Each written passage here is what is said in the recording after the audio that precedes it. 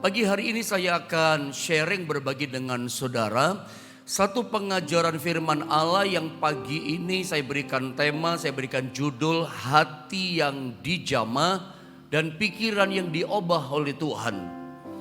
Saya mau bicara tentang hati dan pikiran.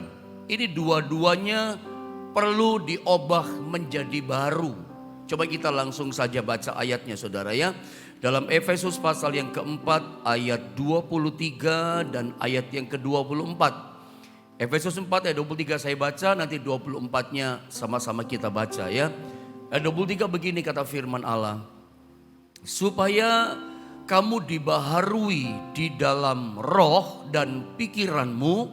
Sama-sama kita baca 24, 2 dan 3. Dan mengenakan manusia baru yang telah diciptakan menurut kehendak Allah di dalam kebenaran dan kekudusan yang sesungguhnya.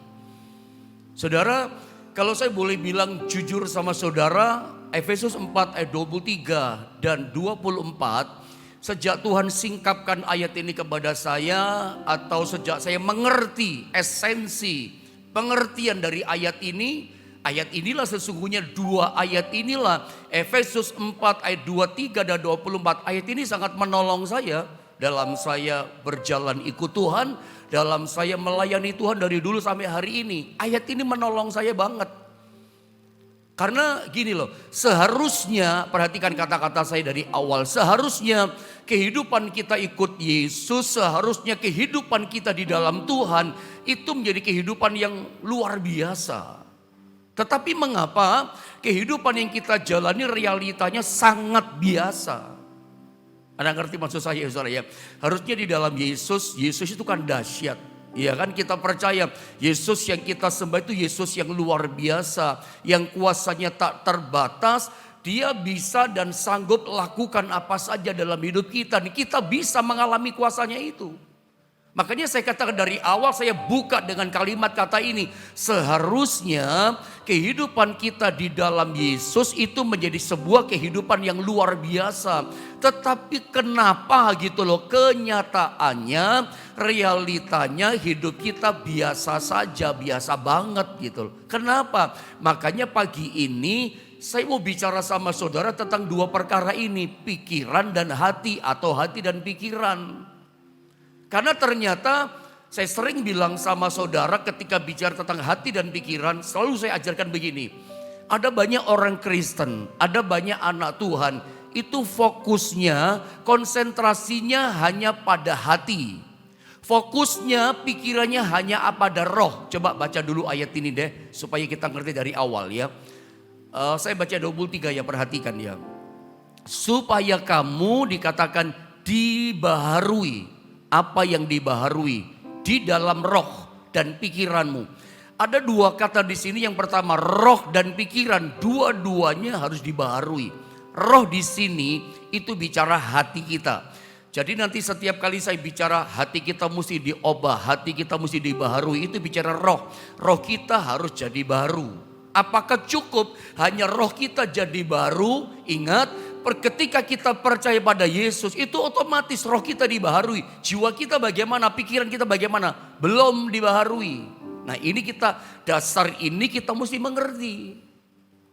Yang namanya manusia baru yang sesungguhnya hidup dalam kekudusan. Hatinya baru, rohnya baru, pikirannya juga baru. Dalam pikiran ada keinginan, ada perasaan, ada kehendak. Jiwa itu ada dalam pikiran. Nah ini pikiran ini mesti dibaharui.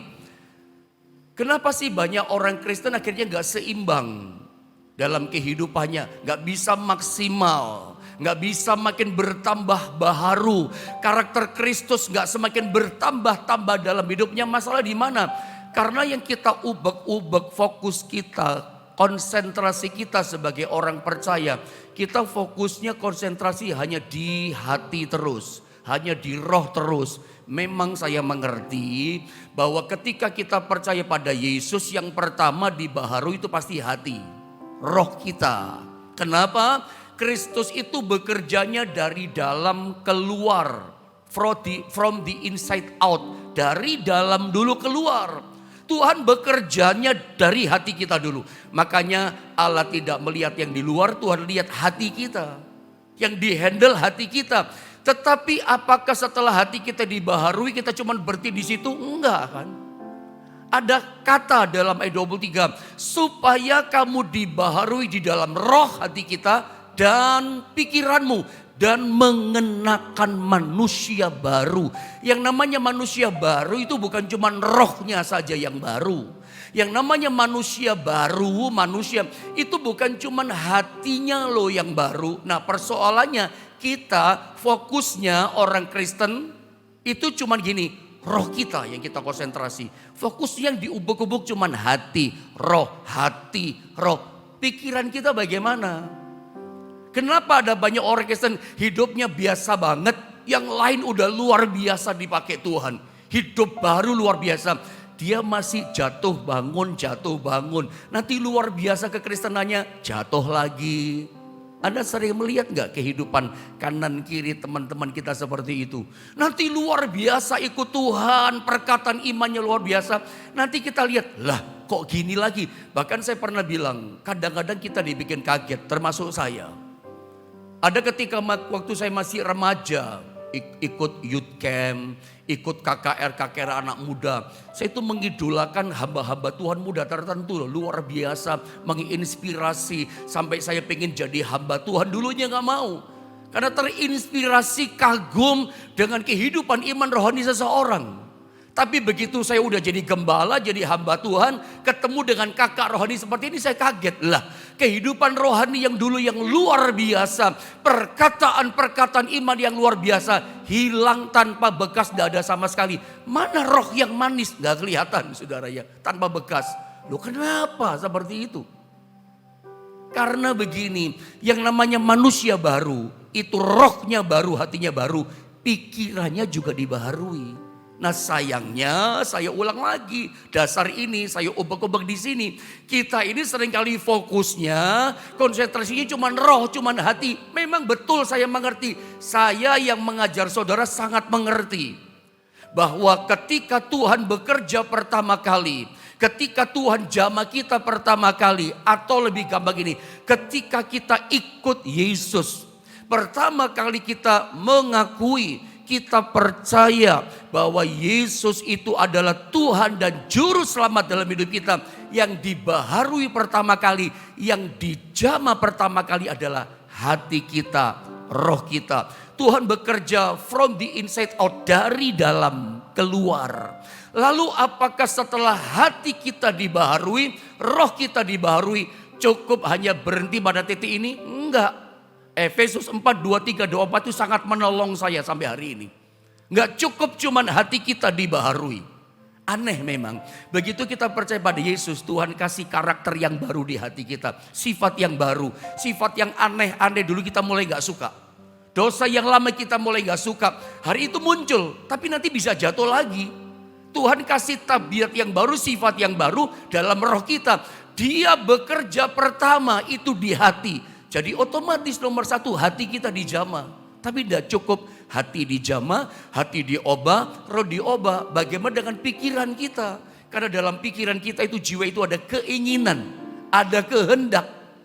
Ini kalau pikiran gak diobah, aduh kehendak duniawi nanti ikut. Makanya jatuh lagi, bangun lagi rohnya, jatuh lagi.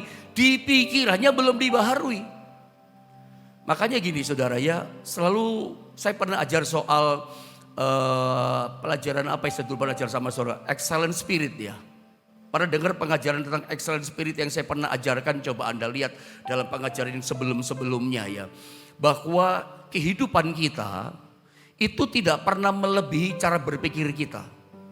Cara berpikir kata seperti apa, itulah hidup kita. Jadi kehidupan yang kita jalani ini itu ternyata ditentukan oleh ini loh, cara berpikir kita. Hidup kita yang kita jalani tidak pernah melebihi cara berpikir kita. Kira-kira Anda bisa nangkep gak kira-kira maksud saya? Makanya di dalam Alkitab ada ayat yang mengatakan, Yesus pernah ajar ya, kita seperti domba. Ingat itu kata-kata Yesus, di tengah-tengah serigala. Itu Matius 10 ayat 16 kalau gak salah. Karena domba di tengah-tengah serigala, makanya Yesus katakan gini, makanya kamu harus cerdik seperti ular. Nah ini ayatnya, tulus seperti merpati. Cerdik itu pikiran, lalu tulus itu di hati. Dua-dua mesti ada.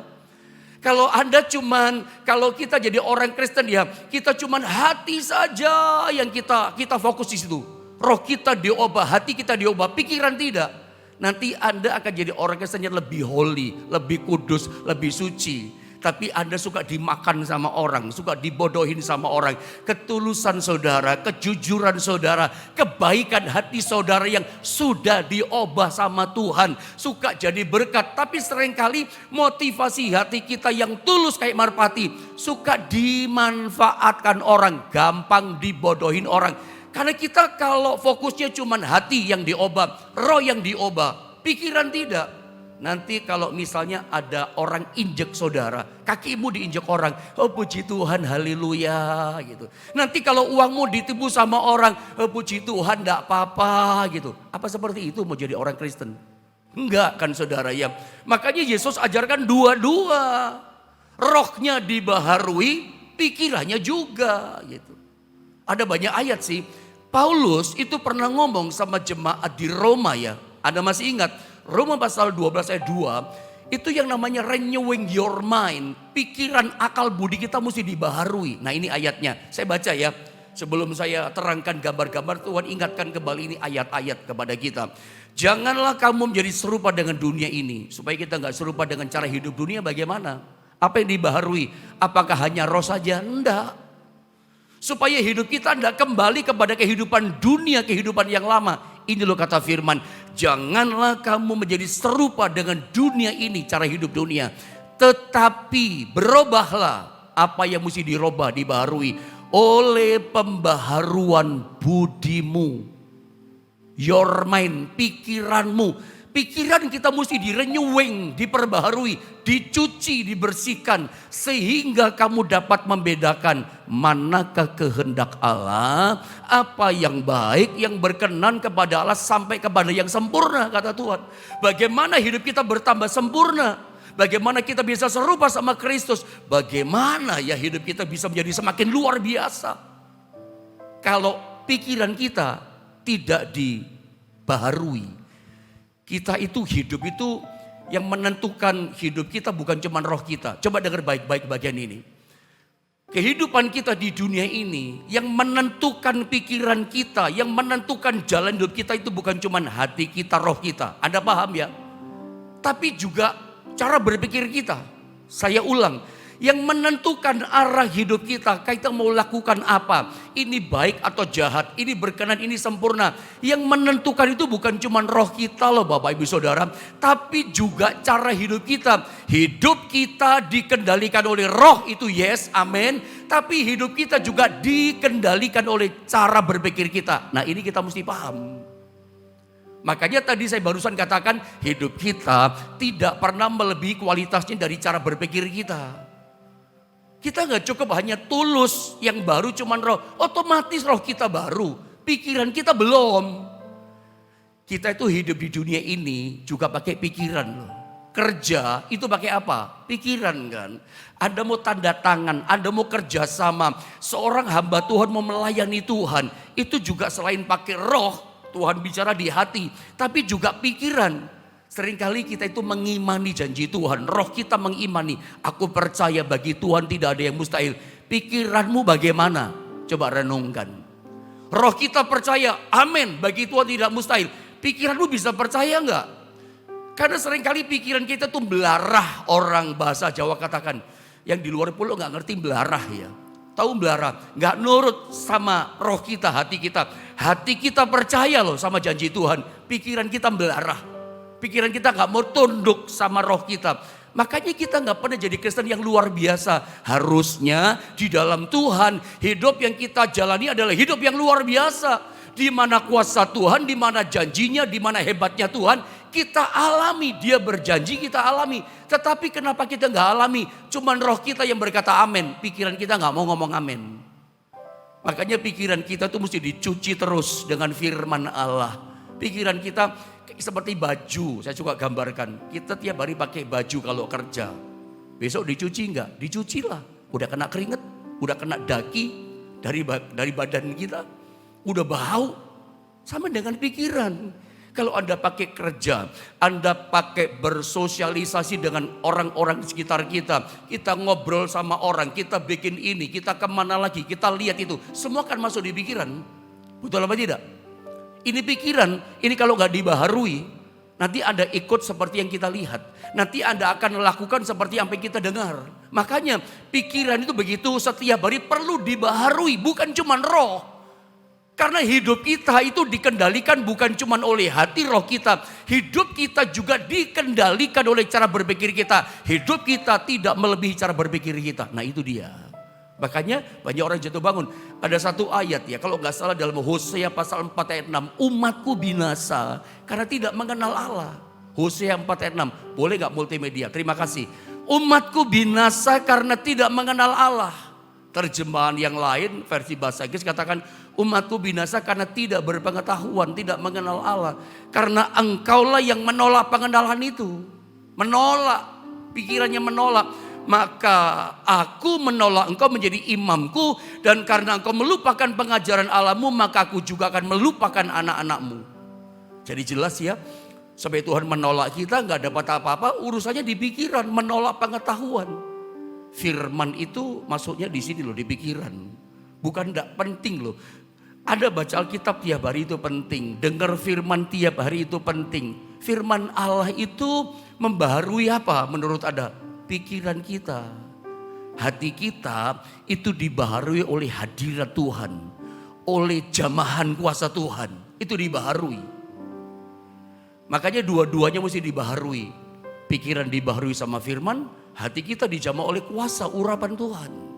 Dibaharui dua-duanya. Kalau enggak bisa. Kalau enggak bisa. Makanya orang jatuh bangun kenapa? Rohnya pengen taat, pikirannya enggak mau. Karena pikiran kita itu maunya senang-senang. Pikiran kita enggak mau tunduk sama Tuhan. Tapi ketika firman Allah menguasai pikiran kita, oh kita tunduk. Bagi Tuhan enggak ada yang mustahil. Aku mesti taat sama Tuhan. Aku mesti mengasihi Tuhan. Roh kita, hati kita ingin dekat cinta sama Tuhan. Kalau pikiran kita tidak, nggak bisa. Makanya dibaharui pikiran kita dengan kuasa firman Allah. Penting kita mendengar pengajaran firman supaya pikiran kita jadi baru. Makanya manusia baru itu hatinya diubah, pikirannya dijamah sama Tuhan. Dua-duanya dibaharui. Kalau enggak, seperti saya teringat apa yang saya pernah sampaikan sama saudara yang pernah ditulis dalam sebuah survei oleh seorang ibu gembala di Amerika di Ohio yang namanya Ibu Pendeta Darlene Bishop.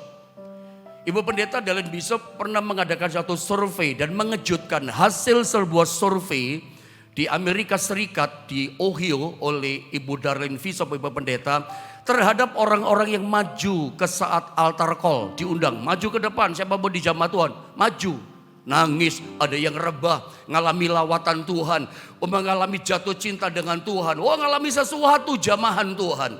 Itu maju mereka. Dengan berlalunya waktu, orang-orang yang di jamaah Tuhan sampai nangis, sampai bergetar-getar badannya. Dengan berjalannya waktu ternyata 92% kembali kepada kehidupan lama mereka. Hanya 8% yang tetap konsisten pada keputusan mereka dan mengalami perubahan. Sedikit banget 8%. Kenapa begitu? Karena yang 8% itu dua-duanya dibaharui, hatinya diubah, pikirannya juga dijamah diubah oleh Tuhan. Kalau enggak, ya seperti 92% ini. Makanya saya pernah bilang begini, mengapa banyak orang Kristen tomat? Ya, jatuh, bertobat lagi.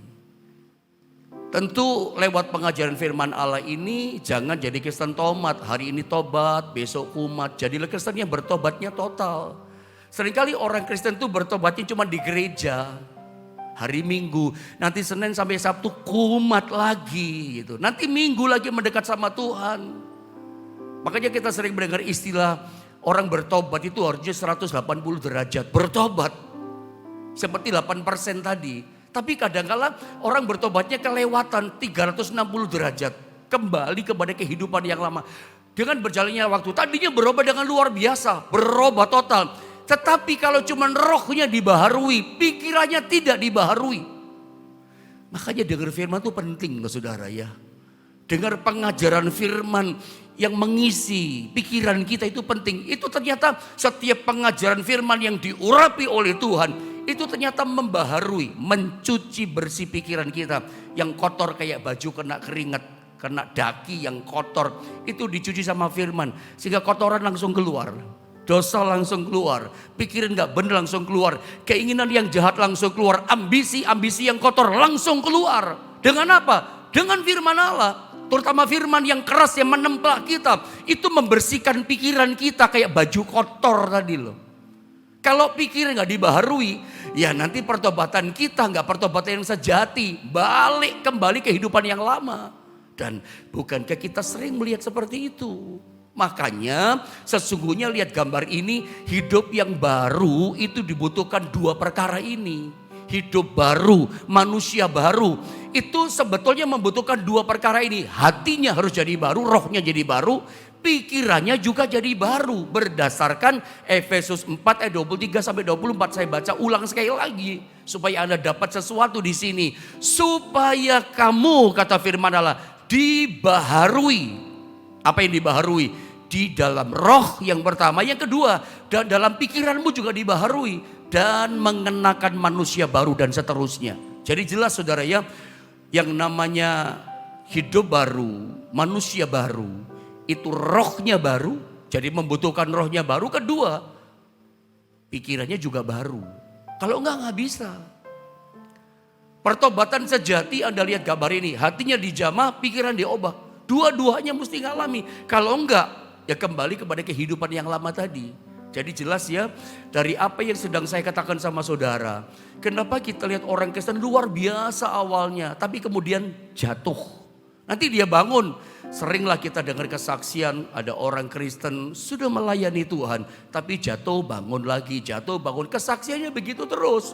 Padahal dipakai Tuhan luar biasa. Jatuh lagi, nanti bangun lagi. Dikasih kesempatan sama Tuhan, nanti jatuh lagi. Masalahnya di mana? Ingat, manusia baru, ya, pertobatan sejati, hidup baru, itu rohnya baru, hatinya baru, tapi pikirannya juga baru. Nah, ini yang seringkali tidak dipahami oleh banyak orang Kristen. Dibaharui itu terus menerus. Kalau kita cuma dibaharui hanya, makanya ada banyak ayat ya yang mengatakan, salah satunya Hosea pasal 4 ayat 6 yang umatku binasa itu karena tidak mengenal Allah, tidak berpengetahuan. Alkitab tidak katakan umatku binasa itu karena kurang memuji menyembah Tuhan. Sudah bagus memuji menyembah Tuhan. Alkitab juga gak katakan umatku binasa karena kurang berpuasa, enggak.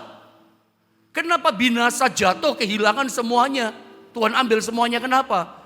Karena tidak berpengetahuan, karena tidak mengenal Allah. Gak mengenal Allah, gak mengenal firman. Ada banyak orang doanya hebat. Luar biasa, puasanya luar biasa. Yang menentukan Anda jadi manusia baru itu bukan berpuluh-puluh harinya Anda puasa loh. Yang menentukan Anda jadi Kristen luar biasa itu bukan puasanya atau bukan doanya. Doa memang besar kuasanya. Tapi kalau hatimu percaya, pikiran enggak, bagaimana coba? Hati percaya, Tuhan pasti bekerja dengan dahsyat sampai Anda puasa. Tapi kalau pikiran gak tunduk sama janji Tuhan di firman, Anda gak bisa jadi luar biasa. Makanya dua-duanya itu mesti terkonek. Ini diubah, ini juga dijamah pikiran. Dua-duanya itu seperti orang berjalan kaki, kanan kiri. Kanan maju, pikiran kiri ikut maju. Kalau saat ini saya gambarkan ya, kaki kanan itu adalah hati kita, roh kita. Kaki kiri pikiran kita. Kaki kanan maju, hatinya maju, pikiran ikut mau maju. Maju lagi, terus dia mau maju pikiran. Terus begitu. Karena dua-duanya dijamah dan diobat. Terus maju, terus maju. Rohnya mau maju, pikiran mau maju. Karena pikiran tunduk. Tubuh ini itu hanya tunduk pada jiwa yang di pikiran. Diperintah sama pikiran. Saya berharap Anda bisa nangkap ini ya. Makanya orang jatuh bangun tanpa bekas itu masalahnya di pikiran. Hidup kita dikendalikan selain oleh roh kita, oleh pikiran kita. Jadi betapa pentingnya firman Tuhan mengajar kita, membaharui pikiran kita. Terus menerus. Kenapa terus menerus? Ayat ini yang katakan sama kita. Kolose pasal 3 ayat 10, coba saya baca ayat ini ya. Dan telah mengenakan manusia baru. Lihat, yang telah mengenakan manusia baru, kok bisa jadi manusia baru? Kenapa? Yang dikatakan apa? Terus menerus diperbaharui untuk memperoleh pengetahuan yang benar menurut gambar kaliknya. Terjemahan BIS bahasa Indonesia sehari katakan begini, kalian sekarang sudah diberi hidup yang baru. Keren ya. Kalian adalah manusia baru. Bagaimana manusia baru? Yang sedang diperbaharui terus menerus sampai kita nanti serupa dengan dia. Kita nggak pernah bertambah jadi luar biasa. Kita nggak pernah bertumbuh jadi semakin luar biasa. Kalau kita fokusnya, konsennya hanya ubek-ubek roh saja, roh saja. Jemaat nggak bisa cuma diajari roh saja. Pikiran kita bagaimana? Hidup kita nggak pernah bisa melebihi cara berpikir kita. Karena pikiran kita juga mengendalikan hidup kita. Nah kalau pikirannya kotor, nggak dicuci dengan firman. Apa yang kita kerjakan hari ini nempel di pikiran kita. Apa yang kita lihat perkara yang gak baik nempel di pikiran kita. Ada daki yang kotor. Itu kalau gak dibaharui, dicuci bersama firman. Wah itu akan nempel terus. Dan itu akan memperburuk kehidupan setiap kita. Kan? Makanya pembaharuan terus menerus. Mari kita lihat gambar berikutnya.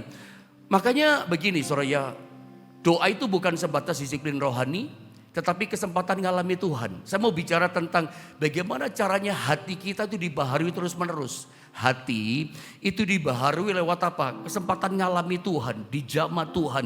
Waktu kita ngalami hadirat Tuhan lewat doa, di saat itulah hati kita dibaharui. Tadinya lemah jadi kuat lagi roh kita. Tadinya hadapi masalah udah lemes roh kita gak ada semangat.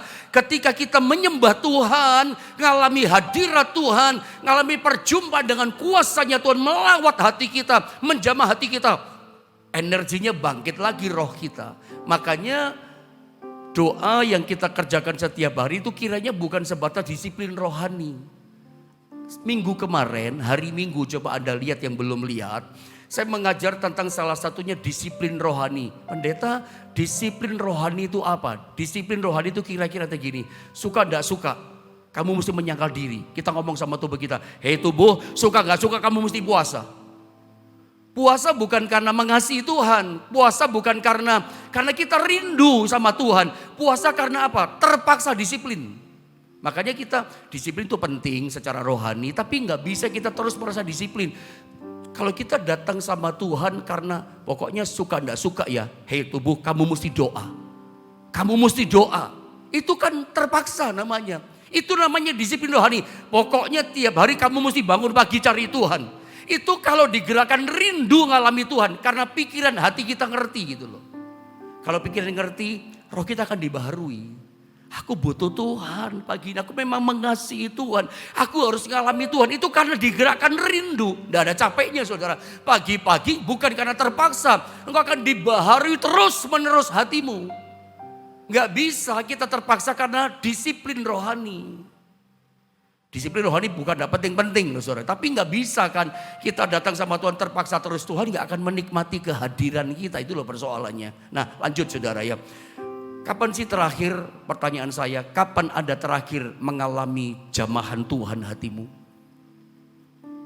Saya tanya ya sama saudara pagi ini, kapan terakhir Anda mengalami lawatan Tuhan dalam rohmu di hatimu, dijamah, dilawat oleh Tuhan. Rohmu mengalami pribadi Tuhan, kapan terakhir? Saya berharap jawaban saudara begini, tunggu Pak Pendeta, saya ingat-ingat dulu kapan ya. Berarti sudah sangat lama sekali saudara ya. Jangan pernah terbiasa, lihat gambar ini, dengan kekeringan rohani. Kalau Anda lama hatimu, rohmu tidak mengalami jamahan Tuhan, rohmu akan kering dan gersang. Dan jangan pernah terbiasa dengan kekeringan rohani, gersang rohani. Tubuh kita itu bisa beradaptasi loh, lama-lama jadi biasa. Kalau saya tinggal di Jombang atau lagi Anda tinggal di Kota Batu, di Kota Malang atau di kota manapun lah menurut saya, mau di Papua kah, mau di Cirebon, mau di Bandung. Cirebon juga cukup panas karena laut. Surabaya juga cukup panas. Tapi dari kota-kota yang saya sebutkan maupun saya nggak sebutkan di Indonesia. Kalau kira-kira suhu di tempat kita paling 35-an, 36-an lah. Atau paling pol 37. Lalu tiba-tiba ada pindah kerja ke tempat yang suhunya derajatnya 40 derajat. Nggak gampang loh. Begitu Anda nyampe di tempat lokasi yang baru Anda kerja, udah kerasan Anda. Tubuh Anda rasanya nggak kuat. Itu hari pertama. Tapi nggak bisa. Anda mesti kerja pindah ke situ, kalau nggak kerja, Anda hilang kerja. Hari kedua masih panas. Rasanya terpaksa kita. Nggak enak, rasanya berontak. Nanti hari ketiga, hari kemudian, 1 minggu masih terpaksa. Tapi saya pikir 2 minggu kemudian tubuh kita mulai beradaptasi. 40 derajat jadi terbiasa. Ya, lama-lama terbiasa, kerja di situ pun biasa. Hawa derajat 40 derajat pun jadi terbiasa kita. Jangan biasakan kita mengalami kekeringan rohani dalam roh kita. Lama Pak gak ngalami jamahan Tuhan. Lama-lama ada terbiasa, enggak apa-apa gitu loh. Hidup kita makanya gak pernah menjadi luar biasa, itu model begini loh. Kapan terakhir ngalami hadirat Tuhan? Karena roh kita itu dibaharui, jadi fresh lagi. Ya kita dijamah Tuhan. Lewat apa? Doa. Datang pada Tuhan, nikmati hadiratnya. Bukan terpaksa karena gini, suka dan suka tubuh kamu mesti bangun pagi cari Tuhan. Itu disiplin rohani, memang penting upaya kita jatuh cinta sama Tuhan. Tapi gak bisa kan tiap hari karena terpaksa jatuh cinta sama Tuhan. Harus memang kita ngerti, aku butuh Tuhan. Aku rindu ngalami jamahanmu. Lihat terakhir ini, karena waktu ya. Ada seorang hamba Tuhan bernama Lynn Hammond berkata begini dalam satu quote rohaninya. Healthy people are hungry people. Orang yang sehat, rohaninya sehat, orang itu akan lapar, orang itu haus. Lihat, rohani kita sehat gak? Kalau rohani kita sehat, iman kita sehat, pasti kita lapar, pasti haus. Haus sama apa pendeta? Roh kita haus sama hadirat Tuhan. Pikiran kita haus sama firman-Nya. Kapan ada sakit terakhir sakit? Maaf ini saya tanya. Kapan ada terakhir sakit? Pada waktu sehat kita itu waktu sehat makan semuanya kok, makan segalanya kok. Semua kita suka. Ada makanan tertentu bahkan kita sangat suka lihat makanan itu. Tapi waktu Anda gak sehat tubuhnya, Anda sakit, gak bergairah makan. Gak mau makan, gak ada rasa lapar. Berarti gak sehat rohani. Kalau rohani gak sehat, ini yang terjadi. Gak pengen dengar firman, gak ada lapar. Gak pengen menyembah Tuhan, gak ada rasa haus, gak ada rasa lapar di hati kita. Kalau Anda sampai dalam hidupmu, hatimu, rohmu gak ada rasa lapar untuk datang sama Tuhan. Hatimu gak ada haus untuk menyembah Tuhan, gak sehat loh rohaninya.